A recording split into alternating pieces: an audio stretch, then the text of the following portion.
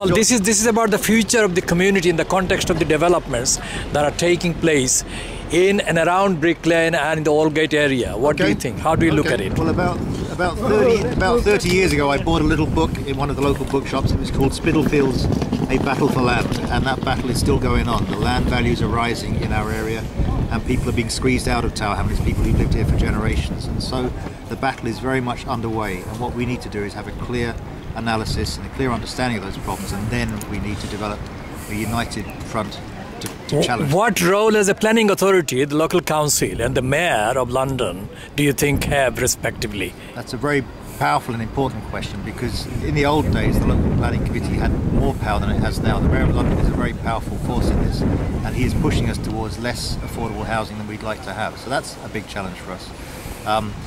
There's also a problem with the value of land on the city fringe and the way in which that relates with the regeneration vision for London. And it's fine to have banks and other things in this area, but we need to make sure that local people have opportunities to work in them.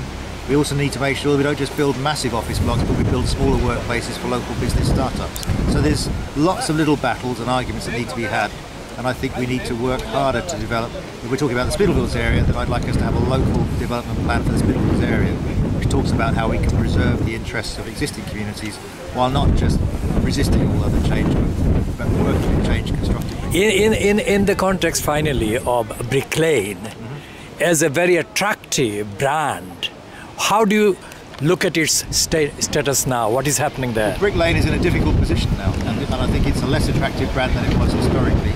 I think we need to improve the offer in some of the businesses. We need to improve the physical environment.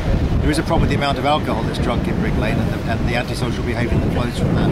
So what we need to do is have a community plan for how we regenerate the Brick Lane. We need to work with local businesses and with the absentee landlords. If we're not careful, we just leave it, then the traditional industries of Brick Lane will be squeezed out and replaced by things which are alien to you are still 11 months away from finding out whether you will be in charge. 11 months between now and then. What do you think is available for the current post holder to do about this area? Well, he's had 3 years to do stuff. He hasn't exactly hit the ground running, in my view, so he has missed the opportunities. I think people should be asking whether he's the right person to take this borough forward, because it's been obvious all the time he's in office that Brick Lane is in a difficult position, that the